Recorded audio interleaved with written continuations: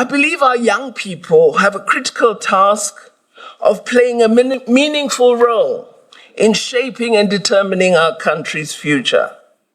And they also, as they play this role, should ensure that they decisively address our triple challenges of poverty, inequality, and joblessness.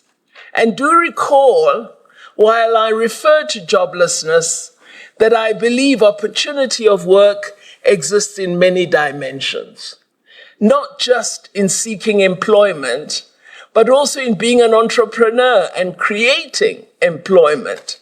So we need to begin to embrace the many dimensions of what it might take to end the current challenge of lack of livelihood. Our young people must sustain the legacy of democracy and should seek to build a fairer and more prosperous society. One way of doing this is to embrace democracy. And by embracing democracy, I'm not saying vote ANC like I will do.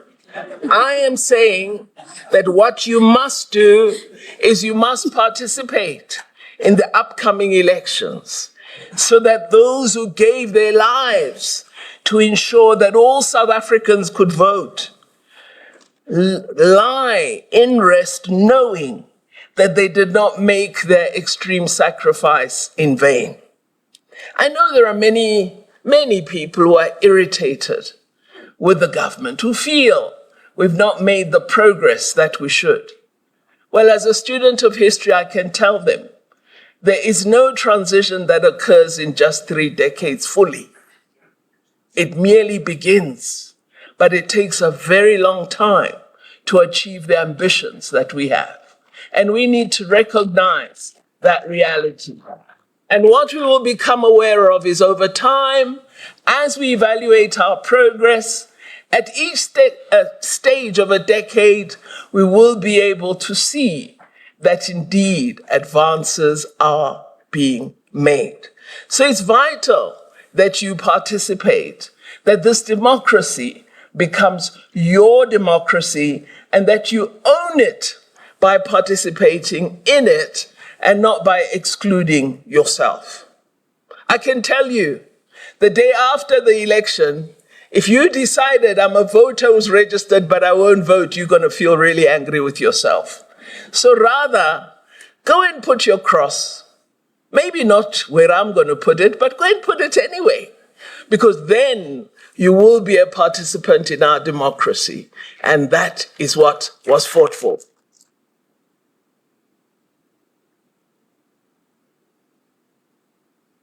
I was asked to talk about partnerships, international partnerships for advancing democracy and development.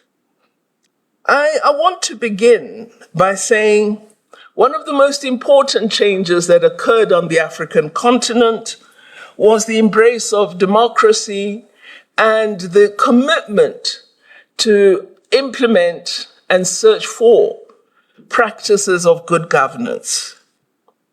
One of the things we must never allow to happen is disrespect for the right of our people to choose who should govern them. This is a very important aspect of democracy, and it must be non-negotiable. But we also have to begin to get public representatives and governments that understand that their role is to respect the people's right to choose their own leaders as well as their own destiny. Too many countries on our continent have a democratic deficit. Indeed, it's true that there have been changes, there have been advances, but there's inadequate democracy, and we need to do more to build it throughout the continent of Africa. We also must ensure that we empower young people to be able to drive this change for the good for our continent. You will recall that our former president, President Thabo Mbeki, framed the notion of the rising of Africa by coining the concept the African Renaissance and by placing it firmly at the center of South Africa's foreign policy. So for South Africa, Africa is at the heart of our foreign policy. And you would recall President Mbeki further articulated the significance through his speech at the adoption of our Constitution on the 10th of May, 1996, when he said, "I am an African," and set out through that speech the framework of an African agenda for South Africa. Following that important and epoch-marking speech, South Africa became actively involved in the transformation of the Organization of African Unity into the African Union, and our President Mbeki served as the first chair of the newly established African Union. Now, it's always important to recognize the significance of the Organization of African Unity to South Africa, and hence the significance of having Africa as our priority focus in our foreign policy. I often tell journalists who interview me on this question of Palestine that, one of the intriguing realities of our history of struggle is that all African members of the Organization of African Unity stood with the anti-apartheid cause. And the Palestinian people are unfortunate because they're not getting a similar support from their region, but with us, Africa stood with us. And thus we must always stand with Africa. One of the areas we've got to address on our continent, if we are to achieve the level of progress that is necessary for true development, we've got to combat unconstitutional changes of government on the continent. We must tell the military that they haven't been given the wisdom of knowing how you govern democratically. They should remain in the barracks, and they must allow the people democratically to choose the governments of their choice. We know, of course, that the African Union has tried to play an important role in sanctioning countries that don't respect democracy. But there has been criticism of the African Union in that it has not appeared to take any action against leaders on the continent who believe they are traditional leaders and can rule forever. We need to have an African Union that also speaks out against such practices. We have, as the African Union, the African Charter on Democracy, Elections, and Governance. It calls on member states to identify illegal means of accessing power or staying in office, including identifying refusal to relinquish office after free, fair, and transparent elections, and constitutional changes that infringe upon the principles of democratic change of power, and that we, as the African Union, should sanction those responsible. We have failed on this part, and it is diminishing our enjoyment of full democratic practice. So it's an aspect we need to attend to more assiduously. Now, as South Africa, one of the things we've tried to do in our international relations is to promote democracy, but also to advance sustainable development as a platform for our international engagements on the continent and globally. We believe to achieve the UN Sustainable Development Goals, we need to strengthen partnerships with developed and emerging economies to stimulate economic growth, trade, and investment. We have strong partnerships with the North countries, the more developed, richer countries, as well as with the United Nations in the area of peace and security, which is so important for our continent. And we have, as South Africa, made a major contribution to conflict resolution and peacemaking as part of our international diplomatic efforts. As South Africa, we believe as a country and government that without peace, you cannot have development, and without development, you will not have peace. Africa and its peaceful progress are at the heart of our policy and will remain so. We intend, as South Africa, to play a more proactive role in enhancing our peacemaking role and to build partnerships with others on the continent for stability and sustainable peace. Our country, when it returned to the international community, claimed its rightful space among the community of nations and emerged as a beacon of hope to many, having achieved a successful and peaceful transition from an oppressive apartheid state to a democracy today. We became actively involved in a range of mediation and negotiation efforts, playing a pivotal role in a number of peace processes. Just 2 weeks ago, I was part of President Ramaphosa's delegation to South Sudan. And, you know, when you have these diplomatic meetings, poor ministers can't say anything. We just watch our presidents. And if we think they're putting a foot wrong, we sort of pinch them or we send a paper across the table.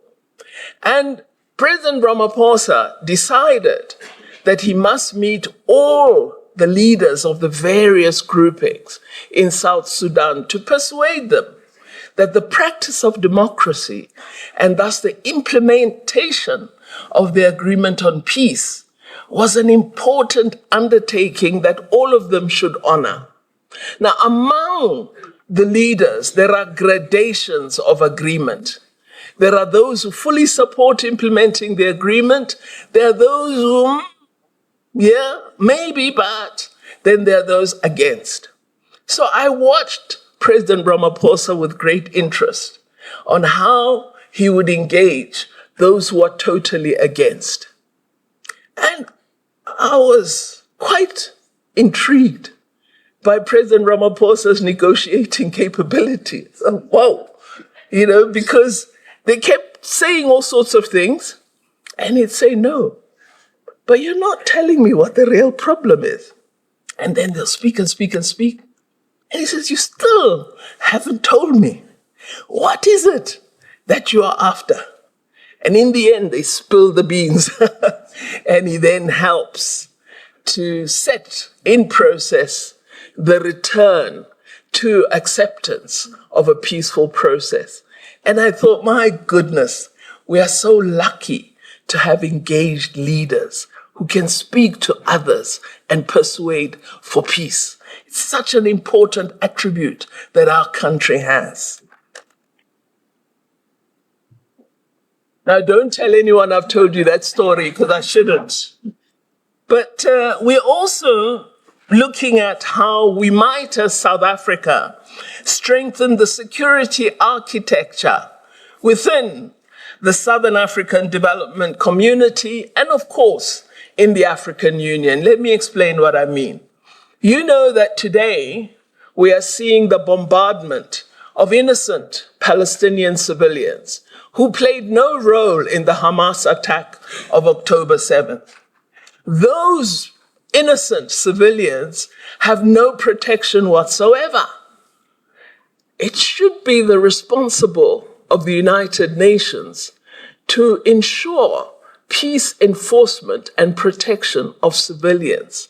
What the current calamity illustrates is that we don't have proper security architecture, which can, through leadership of AU or SADC or the United Nations, offer protection to ordinary civilians who have no role in a conflict and played no contribution in initiating it. So we believe that there needs to be very firm attention to the matter of security architecture within our region, at the continental level, and globally through the United Nations. We also believe that the United Nations should play a greater role in resourcing African Union-led peace operations, and also ensuring that there are higher levels of gender mainstreaming and gender responsiveness when we have AU and UN peace missions. We support the boosting of international partnerships, including ensuring that we have long-standing partnerships on the continent that support the ambitions of the African Union. We associate ourselves very, very directly with the Secretary General of the United Nations' view that we should accelerate and scale up implementation of the 2030 Agenda of Sustainable Development Goals. He has said that a holistic approach to implementation of all three pillars of sustainable development is required, and we support him fully in this global agenda. We believe that as developing countries, we will only achieve sustainable development if we have a massive scale-up in provision of support from the richer countries of the world. We need the support in Africa, in the least developed countries on our continent and elsewhere, in landlocked countries, as well as in small island developing states. We know that domestic resources are insufficient for the key priorities within the Sustainable Development Goals. And it is important that we have support of finance, of technology transfer, and skills building in order to be able to address all the objectives of the SDGs.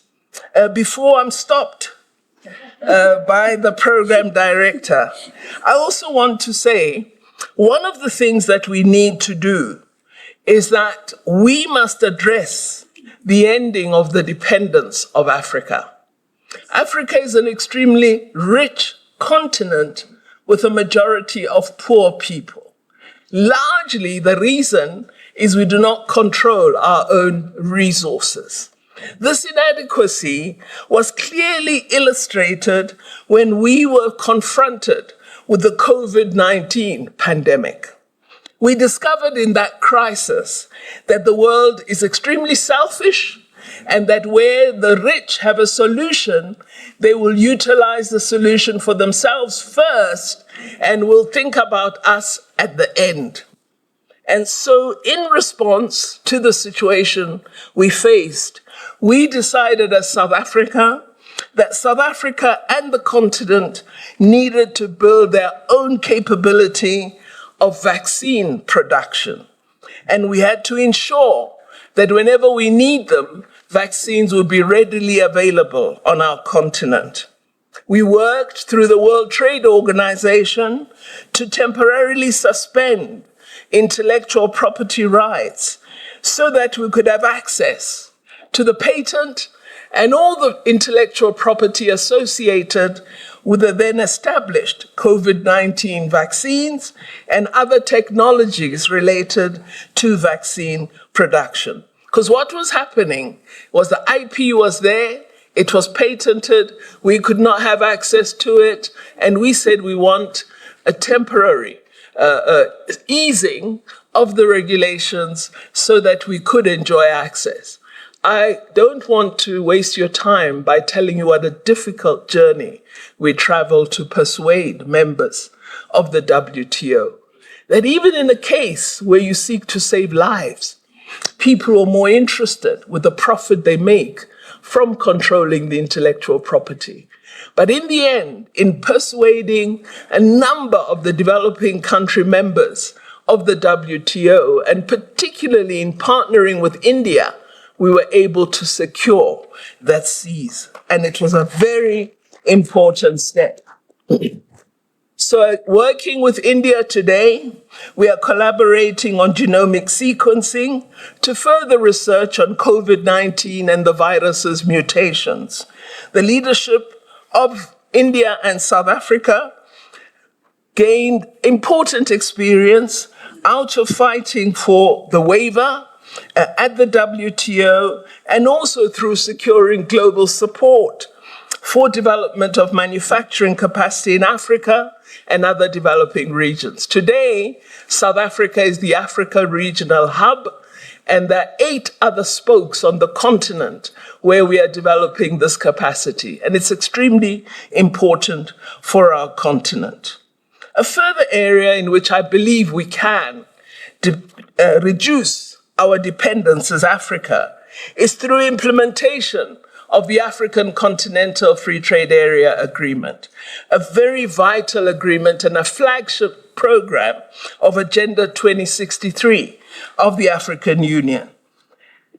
Currently, trade within our continent, or intra-African trade, is at around 16%.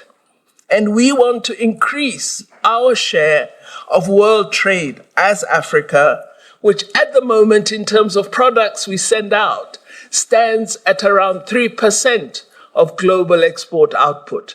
Totally inadequate figures. And we need to change this. In order to do so, we must achieve economic integration, we must achieve industrialization on the continent, we must secure infrastructure development to ensure that the logistics are in place to secure our ability to trade more effectively. We've got to increase productive capacity on the continent, have stronger regional value chains, manufacture more effectively quality products, and create economies of scale. So the work we've done of South Africa's automotive sector, also utilizing Lesotho for part of the components for the cars produced in South Africa, builds a very positive value chain that we need to really draw on for increasing Africa's participation in the world automotive sector. So I'm really thrilled that South Africa has taken the AFCFTA very seriously and that we commenced trading in January last year, and that the majority of African states have now ratified the free trade agreement, which will vastly change Africa's landscape. Once implemented fully, the free trade area will connect 1.3 billion people with a combined GDP of around 3.3 billion US dollars. And all of us as entrepreneurs can benefit from that opportunity. As Africa, we have 650 million consumers today, and we will have a significant African middle class by 2030. So we really believe the AFCFTA has come at the right time, that this is Africa's time, and that the youth must take up all these opportunities and make good on them. So I say to young people that our international relations have been directed at enhancing diplomacy between South Africa and the rest of the African continent, but also strengthens our collaboration and development partnerships with countries of the North.